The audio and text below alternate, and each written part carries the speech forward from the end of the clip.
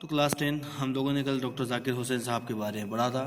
آج ہم پڑھیں گے ڈاکٹر ذاکر حسین صاحب کا لکھا ہوا سبق ابو خان کی بکری، جیسا کہ کل ہم لوگوں نے پڑھا تھا۔ الموڑا جو ایک اتراکھنڈ کا ایک شہر ہے، وہاں پر ایک بڑے میاں رہا کرتے تھے اور ان کو کس چیز کا شوق تھا؟ بکریاں پالنے کا شوق تھا۔ لیکن سب سے بڑی کمزوری یہ تھی کہ وہ جو بھی بکریاں پالتے تھے وہ ایک وقت ایسا آتا تھا کہ رات کے وقت وہ بکریاں اپنے رستے توڑا لیتی تھی اور پہاڑی کی اونچی چوٹی پر چلی جاتی تھی۔ نہ جانے کیوں وہ اپنی رسیاں توڑاتی تھی، اس کے بارے میں ہم بعد میں پڑھیں گے، لیکن حقیقت یہ ہے کہ شاید ایسا محسوس ہوتا تھا کہ جہاں پر انسان اپنے آپ کو آزادی حاصل کروانا چاہتا ہے، وہیں پر جانور بھی اپنے آپ کو آزادی حاصل کروانا چاہتے ہیں، یعنی جانور بھی آزاد رہنا چاہتے ہیں۔ لہذا ابو خان بیچارے تھے بڑے بد نصیب، ان کی ساری بکریاں کبھی نہ کبھی رسی توڑا کر رات کو دور چلی جاتی تھی، اور اس کی وجہ شاید یہ ہو کہ پہاڑی جانوروں کے مزاج میں آزادی سے بہت محبت ہوتی ہے۔ جب ابو خان کی بہت سی بکریاں یوں بھاگ گئیں تو بیچارے بہت اداس ہوئے اور کہنے لگے اب بکری نہ پالوں گا، یعنی ان کی جو بکریاں بھاگ جاتی تھی تو وہ پریشانی کی حالت میں وہ کہتے تھے کہ اب میں کبھی بھی بکریاں نہیں پالوں گا۔ مگر تنہائی بری چیز ہے۔ تھوڑے دنوں تو ابو خان بے بکریوں کے رہے، یعنی وہ کچھ دن تک تو آپ بے بکریوں کے رہے، بغیر بکریوں کے انہوں نے زندگی گزاری۔ پھر نہ رہا گیا، ایک دن کہیں سے ایک بکری خرید لائے۔ یہ بکری دیکھنے ہی میں اچھی نہ تھی، مزاج کی بھی اچھی تھی، یعنی وہ صرف خوبصورت ہی نہیں تھی، دکھنے میں بھی خوبصورت تھی اور مزاج بھی اس کا اچھا تھا، یعنی جس طریقے سے انسان جو ہے ان کے اشاروں کو سمجھ لیتے ہیں، بالکل بکریاں بھی انسانوں کی جو ہے حرکات کو سمجھ لیتی تھی۔ کچھ اس طریقے سے جو ہیں ڈاکٹر ذاکر حسین صاحب اس بڑے میاں کی بکری کی خوشنودی بیان کرتے ہیں۔ ابو خان تو بس اس پر عاشق سے ہو گئے تھے، اس کا نام چاندنی رکھا تھا اور دن بھر اس سے باتیں کرتے رہتے تھے۔ اس طرح چاندنی کو ابو خان کے یہاں خاصا زمانہ گزر گیا اور ابو خان کو یقین ہو گیا کہ آخر ایک بکری تو مل گئی، اب یہ نہ بھاگے گی، یعنی کہ کئی سالوں تک وہ بکری ان کے ساتھ رہی تو گویا انہیں اس بات کا گمان ہوا کہ بکری کم سے کم ایک بکری تو اسے حاصل ہوئی جو اب میرے یہاں سے رسی توڑا کر کے نہیں بھاگے گی۔ مگر ابو خان دھوکے میں تھے، آزادی کی خواہش اتنی آسانی سے دل سے نہیں مٹتی۔ ایک دن صبح چاندنی نے پہاڑ کی طرف نظر کی، منہ جگالی کی وجہ سے چل رہا تھا، رک گیا اور چاندنی نے کہا وہ پہاڑ کی چوٹیاں کتنی خوبصورت ہیں، وہاں کی ہوا اور یہاں کی ہوا کا کیا مقابلہ، پھر وہاں اچھلنا کودنا ٹھوکریں کھانا اور یہاں ہر وقت بندھے رہنا۔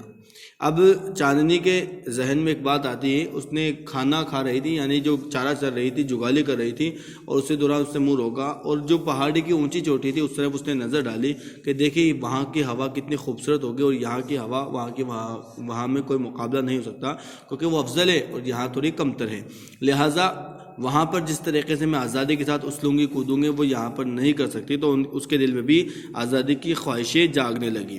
گردن میں 8 پہر یہ کمبخت رسی، ایسے گھروں میں گدھے اور خچر ہی بھلے لگتے ہیں، ایسے گھروں میں تو گدھے ہی اچھے لگتے ہیں۔ ہم بکریوں کو تو ذرا بڑا میدان چاہیے، یعنی کہ گھروں میں بندھے رہنا ہم بکریوں کو یہ بات شوبھا نہیں دیتی، ہمیں یہ احساس دلاتی کہ ہم ہمیشہ بندھے رہنا نہیں چاہتے، بلکہ ہمیں آزادی چاہیے، ہمیں ایک خوبصورت ماحول چاہیے جہاں پر ہم اچھلیں کودیں اور کھیلیں۔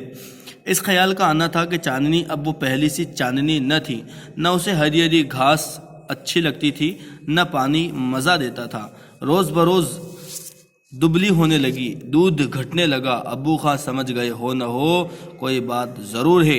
ایک صبح جب ابو خان نے دودھ دوہ لیا تو چاندنی نے ان کی طرف منہ پھیرا اور اپنی بکریوں والی زبان میں کہا ابو خان میاں میں اب تمہارے پاس رہوں گی تو مجھے بڑی بیماری ہو جائے گی، مجھے تو تم پہاڑوں میں چلا جانے دو۔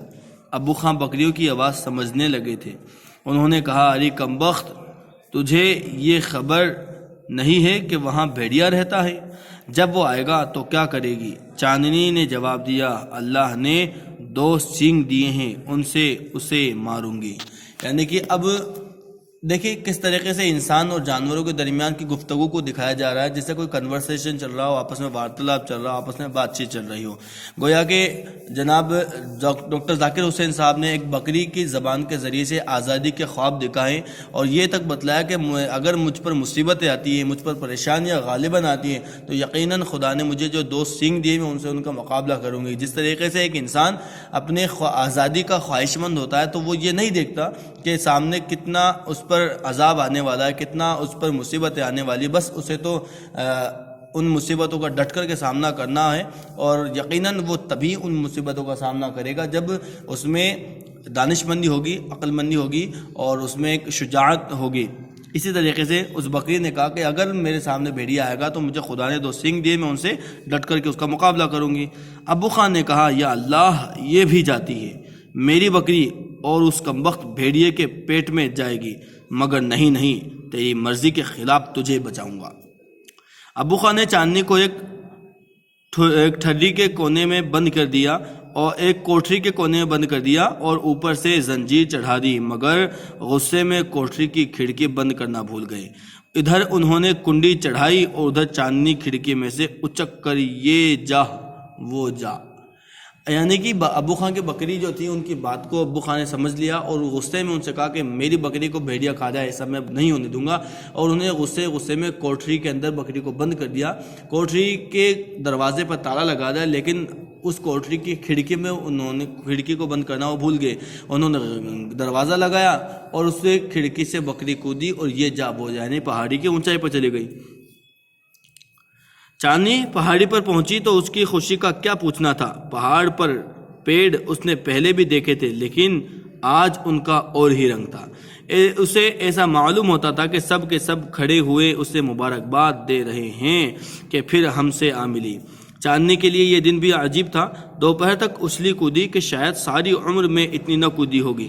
شام کا وقت ہوا، ٹھنڈی ہوا چلنے لگی، ہوتے ہوتے اندھیرا ہونے لگا اور پہاڑ میں سے ایک طرف سے آواز آئی، یعنی اب جب وہ پہاڑی کی تلہٹی پہ چلے گئی، اونچائی پر چلے گئی، تو اس نے کیا دیکھا کہ وہاں پر وہ اتنا کھیلتی ہے، اتنا کودتی ہے کہ تھک ہار کر کے بیٹھ جاتی ہے۔ اور اب جب شام کا وقت ہوتا ہے تو ٹھنڈی ہوائیں چلتی ہیں اور ٹھنڈی ہوا چلنے کے باعث اسے نیند آنے لگتی ہے۔ کچھ ہی وقت کے بعد میں رات کا اندھیرا ہونے لگتا ہے اور اندھیرے کے حالات میں ایک حصے سے پہاڑی کے سے ایک آواز آتی ہے، خو خو، گویا کسی جانور کی آواز ہو، جو مانساہاری جانور ہوتا ہے اس کی کوئی آواز ہو۔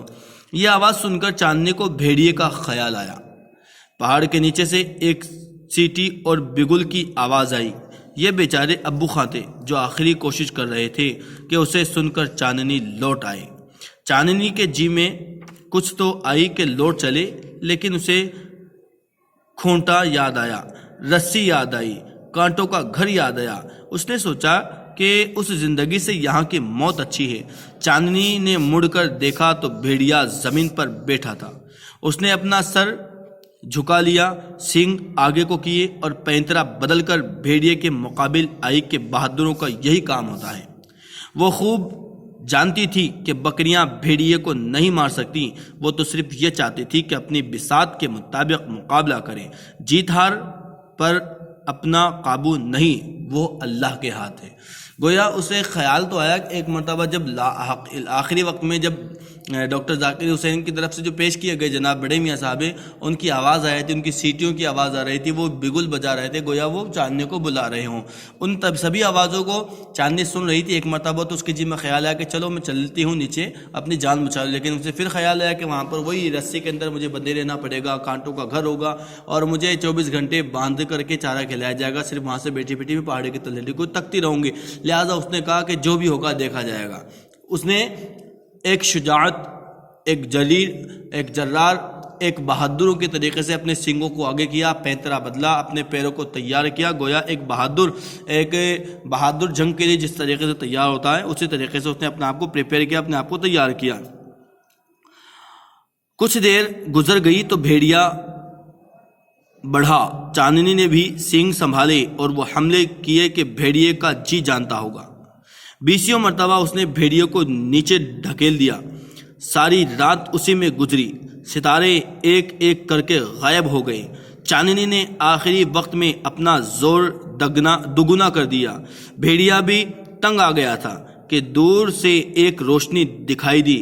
ایک مرغ نے کہیں سے بانگ دی۔ نیچے مسجد سے اذان کی آواز آئی۔ چاندنی نے دل میں کہا، اللہ تیرا شکر ہے، میں نے اپنے بس بھر مقابلہ کیا، اب تیری مرضی۔ مؤذن آخری دفعہ اللہ اکبر کہہ رہا تھا کہ چاندنی بے دم ہو کر زمین پر گر پڑی۔ اس کا سفید بالوں کا لباس خون سے بالکل سرخ تھا۔ بھیڑیے نے دبوچ لیا اور کھا گیا۔ کل ملا کر کے اس نے ایک بہادر، ایک شجاعت، ایک مرد مقابل کی طرح سے اس نے جنگ لڑی، اور اسے معلوم تھا کہ ایک بکری بھیڑیے کو نہیں ہرا سکتی، لیکن پھر بھی اس نے آنے والے وقت کا مصیبتوں کا مقابلہ کیا، ڈٹ کر کے مقابلہ کیا، ڈٹی رہی اپنی منزل کو پانے کے لیے۔ اس نے اپنے آپ کی پوری کوشش، پوری جد و جہد سے مقابلہ کیا۔ آخر کار اس نے رات کے وقت کس طریقے سے 20 مرتبہ بھیڑیوں کو پچھاڑا، بھیڑیوں کو ہرایا، یہ اس کا جی ہی جانتا تھا۔ دھیرے دھیرے کر کے رات اندھیری بڑھتی جاتی ہے، ستارے ٹمٹمانا بند کرتے ہیں، ایک ایک تارہ اپنے غالباً اپنے مقام پر چلا جاتا ہے، اور صبح کا ستارہ بلند ہوتا ہے، صبح کا وقت نمودار ہوتا ہے۔ کہیں پر مرغ بانگ دیتا ہے، مرغے کی آواز آتی ہے، اور مؤذن کی اذان کی آواز سنائی دیتی ہے۔ جیسے ہی مؤذن آخری مرتبہ اللہ اکبر پڑھتا ہے، اس وقت چاندنی اپنے منہ سے آواز لگاتی ہے، اللہ تیرا شکر ہے، میں بڑے مردانہ وار طریقے سے لڑی ہوں، اب آخری تیری مرضی ہے۔ یہ کہہ کر کے وہ زمین پر گری۔ اتنا گرتے ہی بھیڑیے نے اسے دبوچ لیا اور کھا گیا۔ درخت پر چڑیا بیٹھی دیکھ رہی تھی۔ درخت پر چڑیاں، دیکھیں یہاں پر چڑیا اگر ہوتا، نون غنہ نہ ہوتا تو چڑیا ایک وچن ہوتا، لیکن یہاں پر واحد نہ ہو کر کے چڑیاں ہیں تو چڑیاں جمع ہے، یعنی کہ ایک سے زائد، ایک سے زیادہ اگر ہوگا تو نون غنہ آ جائے گا، اس لیے چڑیاں ہیں یہاں پر۔ تو درخت پر چڑیاں بیٹھی دیکھ رہی تھیں، ان میں بحث ہو رہی تھی کہ جیت کس کی ہوئی۔ بعض یعنی کچھ کہتی تھی کہ بھیڑیا جیتا، ایک بوڑھی سی چڑیا تھی، وہ کہتی تھی چاندنی جیتی۔ یعنی کہ بوڑھی چڑیا، یعنی کہ جو ضعیف ہوتا ہے اس میں عقل زیادہ ہوتی ہے، کیونکہ اس نے زندگی کے کئی سارے حالات کا تقاضا کیا ہے، کئی سارے حالات کو اس نے دیکھا ہے، تو گویا اس بوڑھی چڑیا نے اپنی بات کو رکھتے ہوئے کہا کہ کون جیتا یہاں پر چاندنی جیتی ہے، بلکہ وہاں پر موجود سبھی چڑیا کیا کہہ رہی تھی کہ یہاں پر بھیڑیا جیتا ہے۔ در حقیقت جس طریقے سے مردانہ وار طریقے سے اس نے مقابلہ کیا ہے چاندنی نے، حقیقت بات یہ ہے کہ اس کو وہاں پر جیت کس کی ہوتی ہے؟ وہاں پر جیت چاندنی کی ہوتی ہے۔ گویا ہمیں اس سے سبق ملتا ہے، درس و نصیحت ملتی ہے کہ آنے والے وقت کا ہمیں کس طریقے سے ڈٹ کر کے مقابلہ کرنا چاہیے، ہمت کبھی نہیں آنی چاہیے، اور آنے والے وقت کا ٹھیک طریقے سے مقابلہ کرنا چاہیے، کیونکہ سکے کے دو پہلو ہیں، ہار اور جیت خدا کے ہاتھ میں۔ ہمیں آنے والے وقت سے کبھی بھی نہیں گھبرانا چاہیے۔ تو پیارے بچوں، اس سبق کو ایک مرتبہ پھر آپ پڑھیں، اور اس سبق میں آئے ہوئے مشکل الفاظ کا خیال رکھیں، خاص طور پر اس سے عبرت لیں اور نصیحت بھی حاصل کریں۔